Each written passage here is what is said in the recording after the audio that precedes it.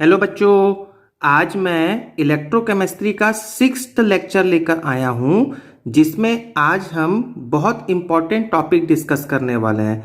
Actually में हम आज नस्ट इक्वेशन के different form different way of writing के बारे में अब सीखने वाले हैं और एक्चुअली में हम नस्ट इक्वेशन को क्वेश्चन सॉल्व करने के लिए कैसे यूज करते हैं ये सीखने वाले हैं।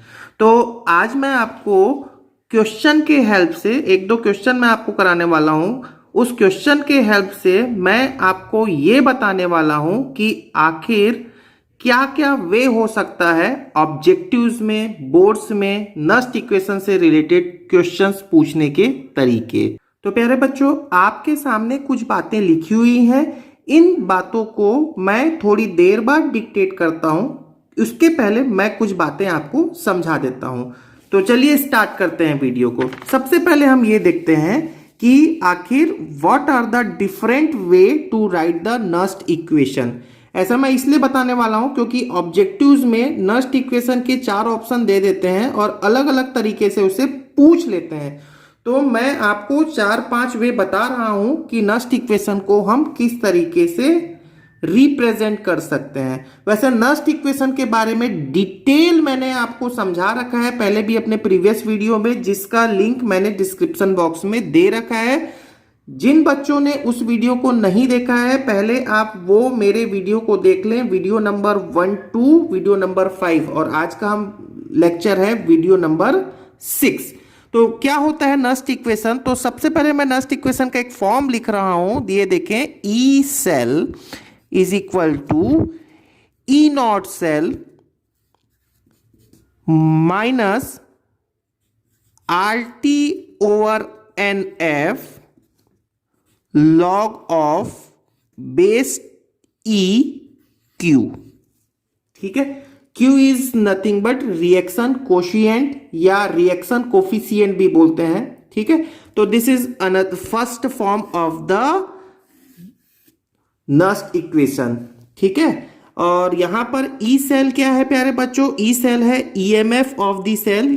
ठीक है, और ई नॉट सेल है EMF of the cell at standard condition. ये है किसी भी कंडीशन पे और ये है स्टैंडर्ड कंडीशन पे। और सारी बातें मैं एक बार फिर से बोल रहा हूं, इसका डिटेल मैं आपको पहले बता चुका हूं, इसलिए इस वीडियो में उसका डिटेल एक्सप्लेनेशन नहीं दे रहा हूं। ठीक है, नाउ अनदर फॉर्म देखें।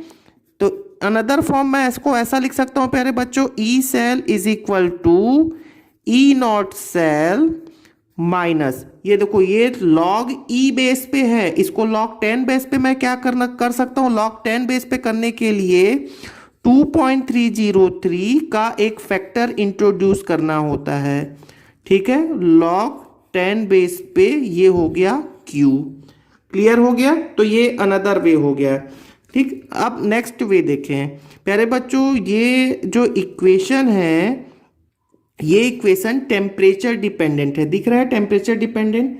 तो नॉर्मली हम टेम्परेचर को कितना ले लेते हैं? यदि मैं टेम्परेचर को रूम टेम्परेचर मतलब 298 केल्विन ले लूं और आर की वैल्यू तो आपको पता ही होगा, यूनिवर्सल गैस कांस्टेंट ये होता है 8.31। कौन से यूनिट में? जूल पर मोल पर केल्विन में होता है। ठीक है, और F का जो वैल्यू होता है प्यारे बच्चों वो होता है 96500 कूलम, इसको हम फैराडे बोलते हैं। ठीक है, 1 फैराडे, ये भी बात एक्सप्लेन किया हुआ है पहले भी। तो इन वैल्यूज को मैं यदि पुट अप कर लूं तो मेरे पास में नस्ट इक्वेशन को लिखने का एक और तरीका आ गया। बस हम अभी क्या सीख रहे हैं, डिटेल बातें हम नहीं कर रहे हैं प्यारे बच्चों, मैं बार बार बोल रहा हूं। हम अभी क्या सीख रहे हैं? What are the different way to write the Nernst equation. यदि ये वैल्यूज पुटअप करता हूं और उसे सॉल्व करता हूं तो ये आता है 0.0951 upon n log of Q. ठीक है, और यहां पर 10 बेस आ चुका है। तो this is the another way. और ये ऑब्जेक्टिव में डिफरेंट वे पूछ लेते हैं। ठीक है, अब आप देखो प्यारे बच्चों, अगला बात देखना। ठीक है, अब मैं यहां पर क्या लिख सकता हूं? अनदर बात देखो, ई shell is equal to E naught shell minus 0.0591 upon n log of 10 base पे प्यारे बच्चों ये Q क्या होता है, ये होता है कंसंट्रेशन ऑफ प्रोडक्ट अपॉन में होता है कंसंट्रेशन ऑफ रिएक्टेंट। ठीक है, रिएक्टेंट और प्रोडक्ट के कंसंट्रेशन के रेशियो को ही रिएक्शन कोशिएंट या रिएक्शन कोफिशिएंट बोल दो आप, आपने समझने के लिए Q से रिप्रेजेंट करते हैं। अब बात समझ लेना प्यारे बच्चों, अब मैं लिख नहीं रहा हूं, आपको समझा दे रहा हूं। क्या है ये, जहां जहां पर Q आया है, ऊपर के रिएक्शंस में आप देख लो, जहां जहां पर Q आया है, क्या मैं वहां वहां पर प्रोडक्ट अपॉन रिएक्टेंट लिख सकता हूं? तो बिल्कुल लिख सकता हूं। तो यहां पर प्रोडक्ट अपॉन रिएक्टेंट लिख लो, प्रोडक्ट अपॉन रिएक्टेंट लिख लो, तो वो एक अनदर फॉर्म हो गया, ऑब्जेक्टिव में पूछ लेते हैं। ठीक है, अब अगला बात देखो, बहुत ही इंपॉर्टेंट, अब तो सबसे इंपॉर्टेंट बात मैं अभी बता रहा हूं जो एग्जाम ऑब्जेक्टिव्स में पूछ लेते हैं। यहां देखेंगे, मैं यहां पर लिखने वाला हूं E cell is equal to E naught cell minus 0.0591 upon n log of, यहां होता है प्यारे बच्चों रिडक्टेंट, मतलब रिडक्टेंट, और यहां होता है ऑक्सीडेंट। तो थोड़ा सा इसको समझना पड़ेगा आपको, रिडक्टेंट और ऑक्सीडेंट के कंसंट्रेशन को हमको यहां लिखना होता है। मैं इसको थोड़ी देर बाद एक्सप्लेन करता हूं, अभी मैंने आपको जैसे स्टार्टिंग में बताया कि अभी मैं आपको इसमें कुछ न्यूमेरिकल्स कराने वाला हूं, तो न्यूमेरिकल्स जब कराऊंगा ना, तब मैं आपको इस फॉर्मूले को एक्सप्लेन करूंगा। लेकिन ये फॉर्मूला ऑब्जेक्टिव में बहुत पूछ लिया जाता है। ठीक है, अच्छा अगली बात सुन लेना, ये 0.0591 के प्लेस पे हर बार मैं ये भी लिख सकता हूं, क्या लिख सकता हूं, 2.303 RT ओवर F। ठीक है, तो वो भी आपको ध्यान रखना होगा, मतलब यहां पर मैं क्या लिख सकता हूं, 2.303 RT ओवर NF, ये भी हो सकता है यहां पे। ठीक, अगला बात सुनो प्यारे बच्चों, एक अगला फॉर्म सुने, देखिए इतना सारा फॉर्म हो गया ऑब्जेक्टिव में पूछने के लिए, है ना, बहुत इंपॉर्टेंट। तो E naught is equal to E not cell minus 0.0591 upon n log of. अब प्यारे बच्चों यहां पर देखो, ऑक्सीडेंट है, इसको मैं ऊपर कर लिया, ऑक्सीडेंट को मैंने ऊपर कर लिया। ठीक है, और ऑक्सीडेंट को मैंने ऊपर कर लिया और रिडक्टेंट को मैंने नीचे लिख लिया।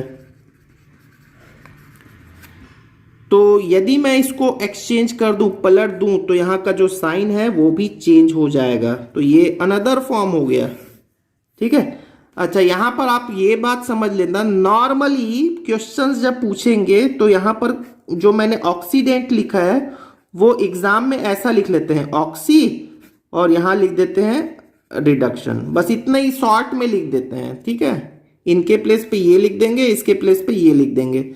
तो देखो इतने सारे फॉर्म हो गए, सारे फॉर्म आपको लर्न करने हैं क्या? मत करो, मैं तो बोल रहा हूं मत करो, आप एक फॉर्म लर्न करो, कोई भी एक फॉर्म याद करो, और मैं हमेशा अपने बच्चों को सजेस्ट करता हूं ये फॉर्म याद कर लो आप, ये तो जरूरत पड़ती है। प्रोडक्ट भी आपको पता होता है नॉर्मली, रिएक्टेंट पता होता है नॉर्मली, प्रोडक्ट और रिएक्टेंट के रेशियो को ही हमने क्यों कहा, और ये फॉर्म याद कर लो। ठीक है, बाकी को आप एग्जाम हॉल में आपके जैसा ऑप्शन दिया है उस हिसाब से आप डील कर सकते हैं। बाकी रही बात ये वाला, तो ये मैं अभी एक्सप्लेन करता हूं अपने आने वाले अभी थोड़े समय में। ठीक है, बट एक बात और समझ लेना प्यारे बच्चों, ये ई नॉट सेल क्या होता है? ई नॉट सेल तो पता ही होगा आपको, यदि नस्ट इक्वेशन के बारे में पता है तो। ई नॉट सेल हम कैसे लिखते हैं? ये होता है, ई नॉट सेल होता है E naught anode plus E naught cathode. ठीक है, तो सभी का मैं यूज करना अभी सिखाने वाला हूं। तो प्यारे बच्चों हम एक बार और कह देते हैं कि आपको इस वीडियो को देखने से पहले आप मेरा वीडियो नंबर 5 जरूर देख लें, यूट्यूब में सर्च करें Nernst equation for determination of EMF of cell, chemistry वाला गुरु। तो आपको वो 5th वीडियो मेरा मिल जाएगा, आप उसे देखें, उसके बाद इस वीडियो को देखें तो आपको बहुत ही क्लियर समझ में आ जाएगा। ठीक है, चलिए अब अगली बात कर लेते हैं, कुछ थ्योरेटिकल बात करते हैं। देखो थोड़ा एक जो थ्योरी है जो इंपॉर्टेंट है, जो इसमें बच्चों को थोड़ा कंफ्यूजन रहता है, तो ये देखते हैं क्या है थोड़ी। ठीक है, क्या है? Nernst equation is used for determination of EMF of the cell. Cell के ईएमएफ को डिटरमाइन करने के लिए नस्ट इक्वेशन का हम यूज करते हैं। और ईएमएफ क्या होता है वो मैं अभी आगे बता रहा हूं आपको, बट अगली लाइन क्या है? Nernst equation give the relation between, ये मेरे को रिलेशन देता है किसमें?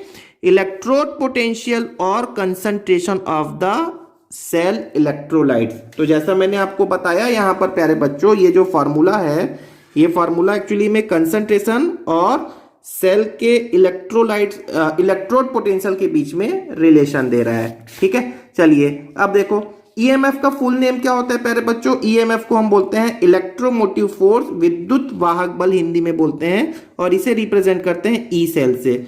और एक बात और क्लियरली आपको मैं वैसे कई बार बता चुका हूं, नस्ट इक्वेशन का यूज सेल का ईएमएफ फाइंड आउट करने के लिए करते हैं एट एनी कंडीशन। तो यहां पर मैं चाहूं तो लिख देता हूं, आप नोट्स बना लेना। एट एनी कंडीशन, किसी भी कंडीशन पे हम सेल का ईएमएफ फाइंड आउट कर सकते हैं with the help of Nernst equation. ठीक है, चलो अब एक बात थोड़ा समझना, बच्चों के बीच में मैंने महसूस किया है कि इन दो वर्ड्स में थोड़ा सा कंफ्यूजन रहता है। तो ये जो ईएमएफ वर्ड यूज होता है ना, ये सेल कितने वोल्टेज का है इसके लिए होता है। ये मतलब किसके लिए ये टर्म यूज होता है? सेल के लिए, बैटरी के लिए इसका यूज करते हैं। ठीक है, और प्यारे बच्चों एक टर्म होता है इलेक्ट्रोड पोटेंशियल, सुन रखा होगा आपने। ठीक है, इलेक्ट्रोड पोटेंशियल के बारे में भी मैंने एक वीडियो बना रखा है, सर्च कर लेना, केमिस्ट्री वाला गुरु इलेक्ट्रोड पोटेंशियल, आपको मिल जाएगा। इलेक्ट्रोड पोटेंशियल दो टाइप के होते हैं, एक होगा इलेक्ट्रोड दो टाइप के होते हैं, एक होता है एनोड, एक होता है कैथोड। एनोड में होने वाले इलेक्ट्रोड पोटेंशियल को ऑक्सीडेशन इलेक्ट्रोड पोटेंशियल कहते हैं, और कैथोड पे होने वाले पोटेंशियल को, इलेक्ट्रोड पोटेंशियल को रिडक्शन इलेक्ट्रोड पोटेंशियल कहते हैं। ठीक है, तो केयरफुली शब्दों को सुने, शब्दों में बहुत कंफ्यूजन होता है बच्चों को। वीडियो को पॉज करें या रिपीट कर लें, तब आप उसको ध्यान से बार बार देखो, तब आपको समझ में आने लगेगी चीजें। तो इलेक्ट्रोड पोटेंशियल ये टर्म किन के लिए यूज होता है? इलेक्ट्रोड्स के लिए। ईएमएफ किसके लिए यूज होता है? सेल के लिए। ठीक है, बहुत इंपॉर्टेंट रिलेशन मैं अब नीचे लिखा हूं, बहुत ही इंपॉर्टेंट रिलेशन है ये। इसका डेरिवेशन भी मैंने आपको पिछले वीडियो में बता रखा है। तो क्या होता है? Relation between Gibbs free energy delta G और ईएमएफ के बीच में क्या रिलेशन होता है? जो delta G is equal to minus n F E. Direct formula होता है प्यारे बच्चों, डायरेक्ट फॉर्मूला से न्यूमेरिकल आ जाते हैं बोर्ड में, ऑब्जेक्टिव्स में। तो ये फॉर्मूला याद रखना, ये ईएमएफ ऑफ द सेल है, फैराडेज कांस्टेंट होता है, ये होता है 96500, ये भी पता है 96500। एन तो पता ही है कि कितने इलेक्ट्रॉन एक्सचेंज हो रहे हैं। मैं यदि स्टैंडर्ड कंडीशन पे बात करूं तो delta G standard is equal to minus n F E standard हो जाएगा। ठीक है, क्लियर हो गया ना? चलिए अब अगला very very important, very very important, ये अब आप खुद सोचो। देखो डेल्टा जी यदि सेल स्पॉन्टेनियस है, स्पॉन्टेनियस मतलब सेल आपके लिए काम करता है, हमेशा बैटरी आपको आउटपुट दे रहा है। ठीक है, यदि बैटरी आपको आउटपुट दे रहा है, इसका मतलब उसके लिए गिब्स फ्री एनर्जी की वैल्यू हमेशा क्या होगी? निगेटिव होगी। क्लियर हो गया ना? सुनो ध्यान से। अब यदि डेल्टा जी की वैल्यू निगेटिव है, यदि क्या हमेशा होना ही है, कब? जब प्रोसेस स्पॉन्टेनियस हो। तो स्पॉन्टेनियस प्रोसेस के लिए डेल्टा जी की वैल्यू निगेटिव है, तो ई सेल की वैल्यू हमेशा क्या होगी? पॉजिटिव होगी। यहां खुद सोचो, ई सेल की वैल्यू पॉजिटिव होगी तो ये पॉजिटिव होगा, तभी तो डेल्टा जी की वैल्यू निगेटिव आएगी। अब एक तरीके से ये मान लें कि यदि इसकी वैल्यू निगेटिव आएगी, मान लिया आ गया निगेटिव, तो इसकी वैल्यू निगेटिव, ये वैल्यू निगेटिव, फॉर्मूला का निगेटिव निगेटिव पॉजिटिव हो जाएगा, मतलब डेल्टा जी की वैल्यू पॉजिटिव हो जाएगी। इसका मतलब कंक्लूजन सुनो, लास्ट का कंक्लूजन सुनो।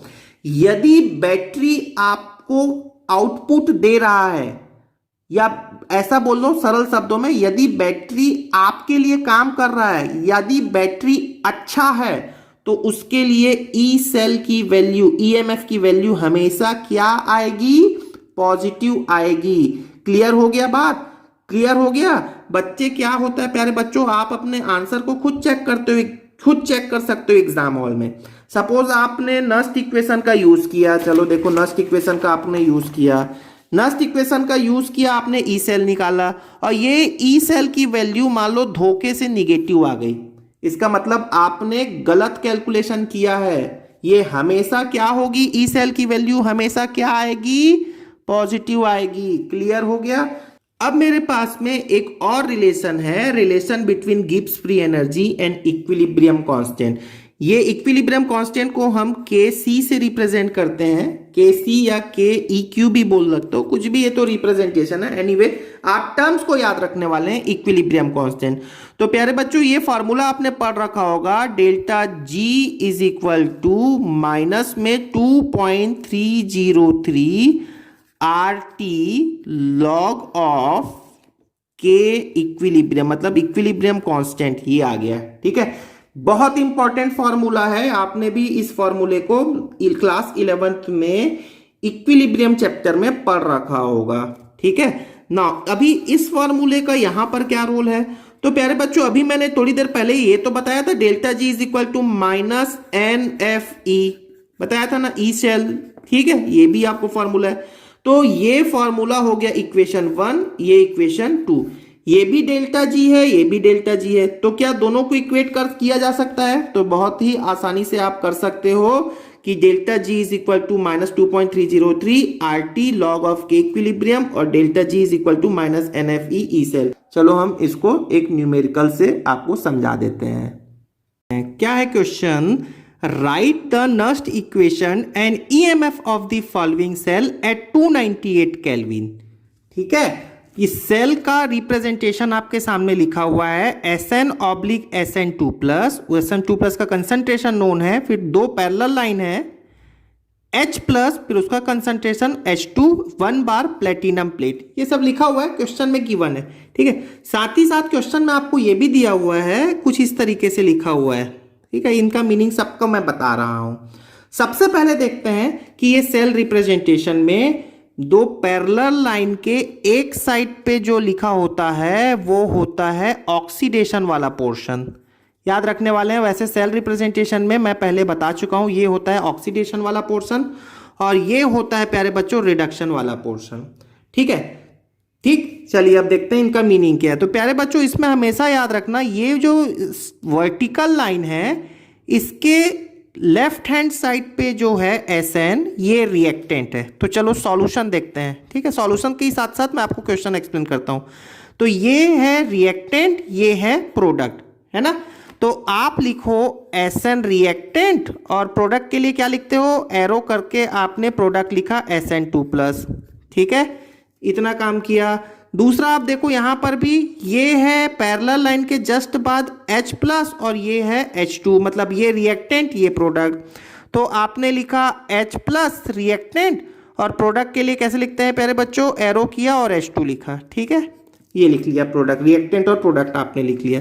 अब आप देखो इनके बीच में इलेक्ट्रॉन डिफरेंस कितना आ रहा है। तो यहां पर SN है, SN2 प्लस है, कितने इलेक्ट्रॉन का डिफरेंस है, 2 इलेक्ट्रॉन का डिफरेंस है। तो ये 2 इलेक्ट्रॉन डोनेशन हुआ है। SN+2 का मतलब क्या होता है आपको पता ही होगा, 2 इलेक्ट्रॉन की कमी, तो उसने 2 इलेक्ट्रॉन डोनेशन किया होगा। यहां देखो H प्लस है, H2 में कन्वर्ट हो रहा है, तो H प्लस प्लस 1 है, एक ही इलेक्ट्रॉन का डिफरेंस आ रहा है। तो यहां पर आपने क्या कर दिया, एक इलेक्ट्रॉन ऐड कर दिया, तो यहां पर H आ गया। लेकिन प्यारे बच्चों खुद सोचो ना, यहां पर H2 है तो हाइड्रोजन कितना होना चाहिए, H प्लस आयन कितना होना चाहिए, यहां पर 2 होना चाहिए। तो एक H प्लस एक इलेक्ट्रॉन गेन कर रहा है, तो 2H प्लस कितने इलेक्ट्रॉन गेन करेंगे, 2 इलेक्ट्रॉन गेन करेंगे। तो इस तरीके से आपको ये गिवन सेल रिप्रेजेंटेशन से हाफ रिएक्शन को लिख लिया। ये ऊपर वाला कहलाता है ऑक्सीडेशन हाफ रिएक्शन और नीचे वाला कहलाता है रिडक्शन हाफ रिएक्शन। अब आप क्या करने वाले हैं, इनको ऐड कर दें। तो ऐड करोगे तो क्या होगा प्यारे बच्चों, जितने इलेक्ट्रॉन गेन हुए हैं उतने इलेक्ट्रॉन लॉस होंगे और वो कैंसल हो जाएंगे। और फाइनली मेरे पास में इक्वेशन आ गया, SN plus 2H plus gives SN2 plus plus H2। तो ये हो गया मेरा, इसे मैं क्या कहने वाला हूं प्यारे बच्चों, ये होता है सेल रिएक्शन। इसको हम बोलते हैं सेल रिएक्शन। ये सेल का रिएक्शन हो गया। ठीक है, तो देख लो यहां पर दो बातें हो गई। एक हो गया सेल रिएक्शन, और जो क्वेश्चन में दिया था वो था सेल रिप्रेजेंटेशन। ठीक है, अब मुझे क्या लिखना है, write the Nernst equation. Nernst equation लिखना है किसके लिए, इस रिएक्शन के लिए। तो देखो नस्ट इक्वेशन तो मैंने अभी कितने सारे बता दिए ना, तो अभी आप देखो कैसे लिखेंगे। E cell is equal to E not cell plus, क्या होता है, प्लस नहीं होता, सॉरी माइनस होता है, माइनस लिख लेते हैं, माइनस 0.0591 अपॉन एन। एन की वैल्यू यहां पर क्या होगी प्यारे बच्चों, कितने इलेक्ट्रॉन लॉस या गेन हो रहे हैं, 2। तो यहां पर मैंने लिख लिया 2। ठीक है ना, लॉग ऑफ, लॉग बेस 10 होगा यहां पे। ठीक है, product upon reactant, product upon reactant, carefully सुनना, ये H2 है और ये Sn है, प्रोडक्ट तो यही दो है। तो आपको किसे लिखना होगा, आयंस को लिखना होगा। तो आप लिए लिख लिया Sn2 प्लस, ये हो गया प्रोडक्ट। ठीक है, वैसे भी आपको मैं बोल देता हूं कि यहां पर किसका कंसंट्रेशन दिया हुआ है, देखो क्वेश्चन में Sn2 प्लस का ही तो कंसंट्रेशन नोन है, इसीलिए आपको यहां पर Sn2 प्लस का कंसंट्रेशन लिखा। ठीक, प्रोडक्ट में से। वैसे ये H2 तो होता है प्योर, प्योर H2 का कंसंट्रेशन नहीं होगा। ठीक है, अब यहां पर रिएक्टेंट में देखो, रिएक्टेंट में भी ये दो हैं। अब इनमें से किसका कंसंट्रेशन लिखें, तो डेफिनेटली H प्लस का कंसंट्रेशन लिखेंगे। क्यों, क्योंकि H प्लस का कंसंट्रेशन गिवन है क्वेश्चन में, तो H प्लस का कंसंट्रेशन लिख लिया। ठीक है, अब डोंट फॉरगेट जो मैं बताने वाला हूं, यहां पर स्टोइकोमेट्रिक कोफिशिएंट कितना है प्यारे बच्चों, 2। तो यहां पर स्टोइकोमेट्रिक को 2 जो है वो पावर में आ जाएगा। एग्जैक्टली इसी टाइप का काम आप इक्विलिब्रियम में करते थे, याद कर लो। ठीक है, नाउ अब देखोगे क्या ये हमारा नस्ट इक्वेशन है, तो आप इसे नस्ट इक्वेशन का बोल सकते हो, लेकिन ये कंप्लीट नहीं है। अभी हम किसको कंप्लीट करते हैं और कैसे कंप्लीट करेंगे। अब प्यारे बच्चों अगला देखो, ये जो होता है ई शेल, अब आते हैं E not cell. E not cell क्या होता है, अभी थोड़ी देर पहले मैंने बताया था, E naught anode plus E naught cathode. ठीक है, तो चलो मैं लिख लेता हूं ताकि आपका कोई कंफ्यूजन ना रहे। वीडियो इससे थोड़ा सा लंबा हो सकता है, लेकिन ना लंबा वीडियो से आप परेशान ना हुआ करो प्यारे बच्चों, क्योंकि इसमें आपको पूरा कॉन्सेप्ट पता चलता है। तो ई नॉट सेल के प्लेस पे मैंने क्या लिख लिया, E naught anode plus E naught cathode, और बाकी को पहले मैं एज यूजुअल लिख लिया। क्या होगा यहां पर, log of Sn2 plus upon H plus का स्क्वेयर। ठीक है, अब देखो, अब यहां पर इंपॉर्टेंट बात। ठीक है, अब यहां से आपको होगा ई शेल इज इक्वल टू, अब यहां पर एनोड क्या होता है प्यारे बच्चों, यहां पर एनोड कौन सा है, तो एनोड पे ऑक्सीडेशन होता है, पता होगा, और ऑक्सीडेशन वाला पोर्शन हम पहले लिखते हैं। ठीक है ना, एनोड पे ऑक्सीडेशन होता है।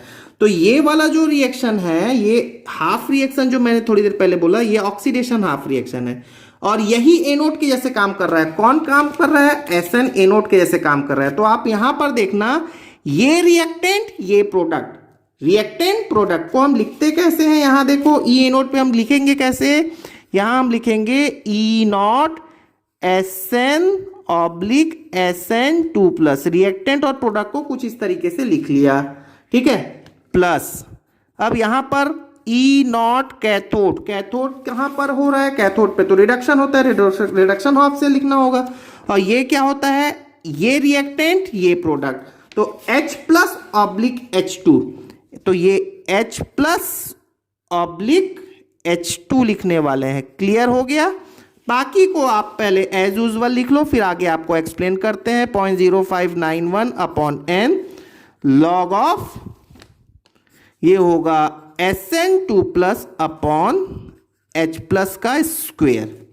तो यहां तक भी समझ में आ गया। अब देखो प्यारे बच्चों, यहां पर देखोगे Sn ऑब्लिक Sn2 प्लस, इसकी वैल्यू की जरूरत है, लेकिन क्वेश्चन में आपको क्या दिया हुआ है, क्वेश्चन में आपको दिया हुआ है Sn2 प्लस से Sn। देख रहे हो, ये रिएक्टेंट ये प्रोडक्ट, इसकी वैल्यू गिवन है ये वाली, ठीक है। मतलब इसे शब्दों में आप क्या बोलोगे, मैं शब्दों में क्या बोलोगे इसे लिख देता हूं, ये क्वेश्चन में डायरेक्टली गिवन होता है वैल्यू, इसे बोलोगे आप स्टैंडर्ड। बोलो क्या बोलोगे, चलो मैं आपको समझाता हूं फिर आप खुद सोच लेना। SN2 प्लस से SN, मतलब ये रिएक्टेंट ये प्रोडक्ट, यहां पर इलेक्ट्रॉन की कमी है, वो इलेक्ट्रॉन गेन करके SN बनाएगा।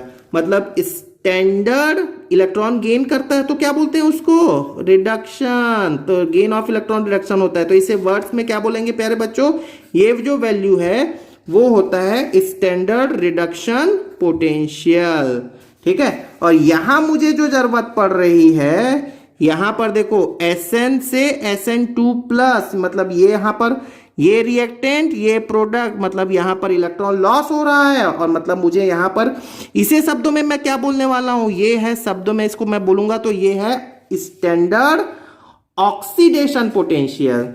गिवन है स्टैंडर्ड रिडक्शन पोटेंशियल और जरूरत है स्टैंडर्ड ऑक्सीडेशन पोटेंशियल। तो हम क्या कर लें, जो गिवन वैल्यू है उसके साइन को चेंज कर लेंगे। तो -0.14 ये आपको जो गिवन है, इसे आप यहां पर क्या लिख रहे प्यारे बच्चों, लिखने के समय 0.14 प्लस, अब H2/H इसकी वैल्यू कितनी गिवन है, 0, ये डायरेक्टली ये 0 वैल्यू गिवन है। अब एक बात आप क्लियरली सुन लो, याद रख लो हमेशा के लिए, हाइड्रोजन की वैल्यू गिवन हो या ना हो, इसका पोटेंशियल हमेशा कितना होता है, 0 होता है। तो ये 0 लिख लिया, माइनस, ठीक है, माइनस 0.0591 अपॉन n की वैल्यू हो गई 2 लॉग ऑफ SN2 प्लस का कंसंट्रेशन कितना नोन है, SN2 प्लस का कंसंट्रेशन आपको नोन है ये 0.05 और H प्लस का है 0.02।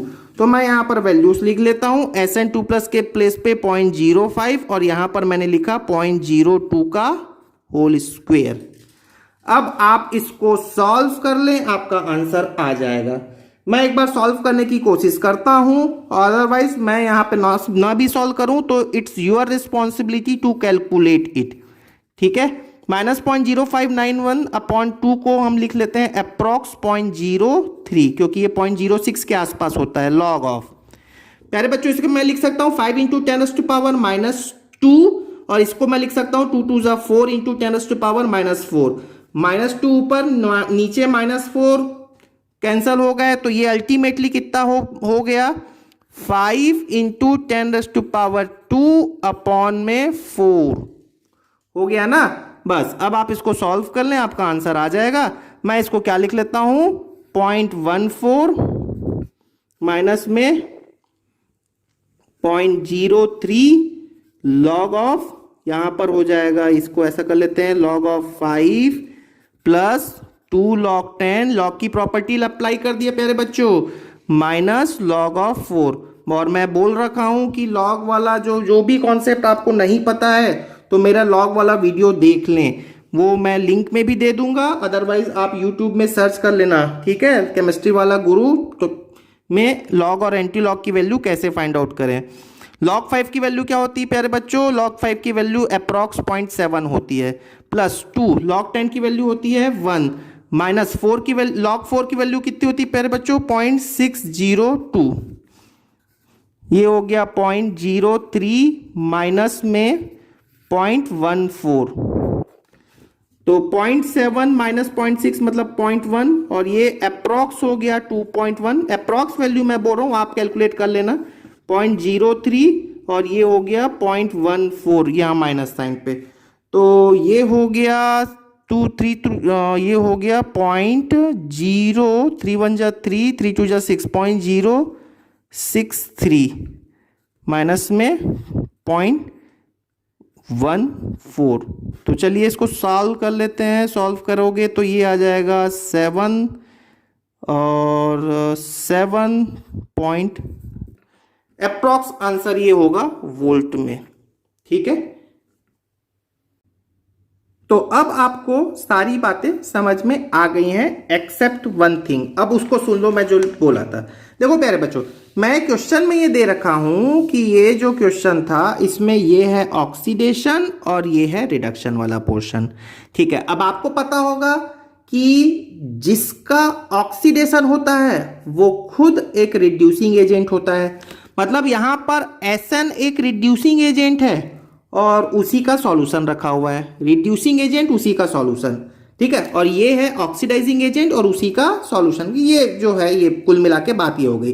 ठीक है, अब देखो देखो ध्यान से देखो, SN2+ और H+ को नोटिस करना। SN2+ वाला कौन सा सेक्शन है? ऑक्सीडेशन। ठीक है, तो यहां पर देखो, यहां पर मैंने क्या रखा है फॉर्मूले में, ऑक्सीडेशन वाले को पहले रखा है और नीचे में क्या लिखा है, रिडक्शन वाले को पहले लिखा है। लेकिन जिसका ऑक्सीडेशन होता है वही रिड्यूसिंग एजेंट है या वही रिडक्टेंट है।